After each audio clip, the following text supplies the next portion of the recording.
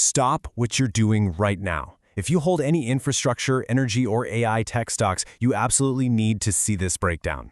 Last week, I ran the numbers on American Superconductor's full-year fiscal 2025 results, and honestly, what I found hidden in the margins completely shocked me.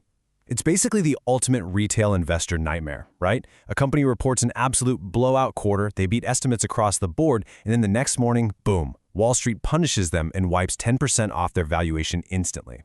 So today, we're going to unpack this ultimate earnings paradox in this explainer. Because look at this, the top-line numbers alone should have sent this stock to the moon. The company achieved a staggering $299 million in full-year revenue. I mean, that is a massive 34% year-over-year surge. And if that wasn't enough, their fourth quarter brought in over $86 million, which officially cements the highest quarterly revenue in the company's entire history. When you see an industrial manufacturer posting those kinds of figures in today's macroeconomic climate, it usually signals just unstoppable momentum. But here's the billion-dollar question. How does a company post its best quarter literally ever, achieve double-digit organic growth, and still watch its valuation just shrink overnight? To understand this massive 10% drop, we have to pull apart their financials piece by piece. We need to uncover the exact friction point where top-line triumphs collided head-on with bottom-line realities. Because this isn't just about a single bad day in the market, It's a fundamental lesson in exactly how Wall Street prices growth versus profitability. All right, first, let's look at what's actually working. AMSC's core growth engine is heavily dominated by their grid segment. It accounts for a massive 84% of their total revenue. Think of this segment as the ultimate pick-and-shovel play for the modern electrical era. They aren't generating the power themselves. They're selling the absolutely critical hardware needed to distribute it safely. And that grid segment didn't just maintain its lead, it grew an impressive 33% year-over-year. Meanwhile, you've got their wind segment making up the remaining 16%, basically taking a necessary but clear backseat to the sheer, uncompromising demand of the electrical grid. And that grid segment is booming for a very specific reason. Their growth is being driven by intense, diversified demand across some highly critical infrastructure sectors. We're talking traditional energy, semiconductors, powering vital ship systems for the U.S. Navy, and a rapidly accelerating sector, data centers. These aren't just consumer trends that are going to fade in a year or two, right? These are massive, capital-intensive industries that desperately need to scale their operations without adding complexity, or worse, risking catastrophic grid failure. Now, you might be wondering, how exactly does AMSC fit into this massive tech and AI boom? Well, it's a great question, and it's something every tech investor should really be paying attention to, especially since their data center orders jumped from 5% to 10% of total orders in just a single quarter. That is a staggering acceleration for an industrial hardware company, and it points to a very specific underlying bottleneck in the whole AI revolution. CEO Daniel McGahn actually addressed this directly on the earnings call. He explains that their solutions are vital from the absolute ground up. The demand is, quote, principally for power quality at the data center as the data center is being constructed. So they are ensuring clean, stable power during the physical build-out of these massive, power-hungry facilities.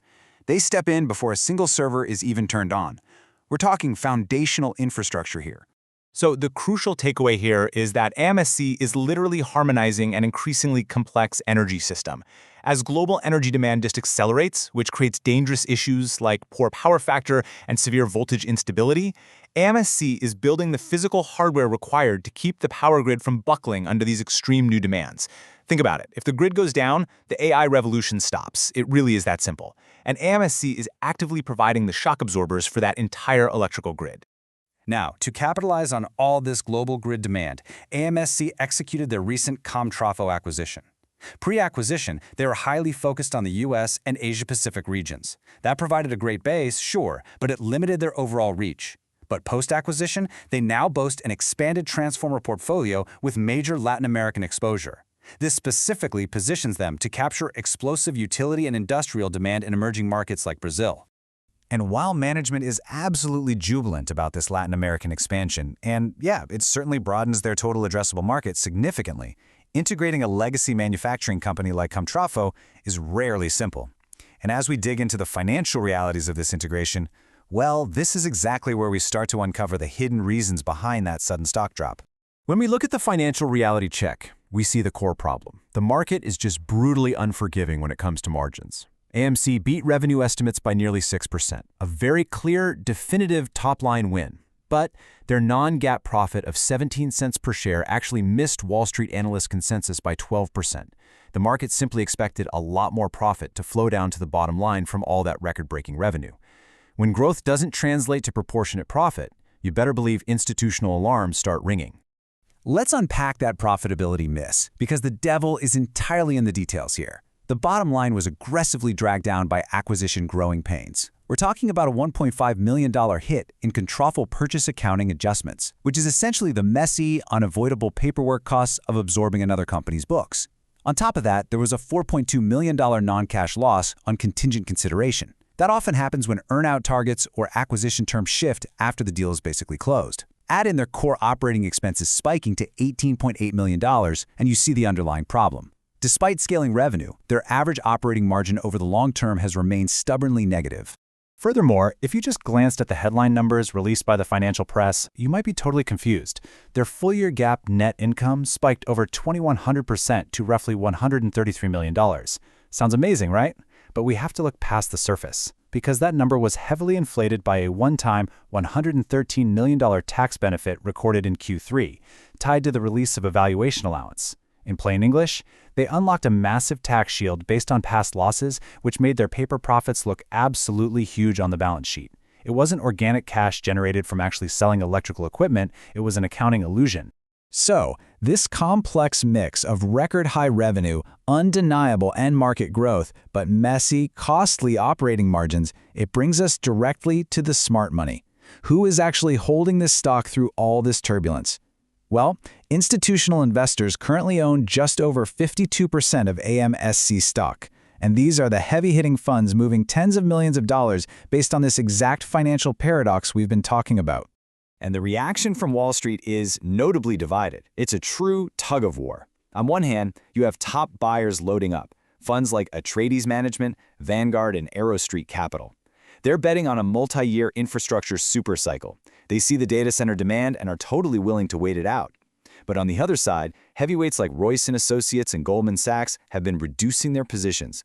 They were likely spooked by the margin turbulence and those heavy accounting charges. The sellers are demanding tighter cost controls today, not promises of profitability tomorrow. Despite the market's hesitation, looking ahead to the next quarter, management remains highly optimistic. They expect revenue to stay incredibly hot, officially guiding to exceed $85 million. And importantly, they have the visible pipeline to back it up. They're leveraging a massive 12-month order backlog that just expanded by 40% year over year. It's now sitting at approximately $280 million. That is guaranteed future work, assuming they can actually execute it profitably. So I leave you with this final thought as we wrap up this explainer.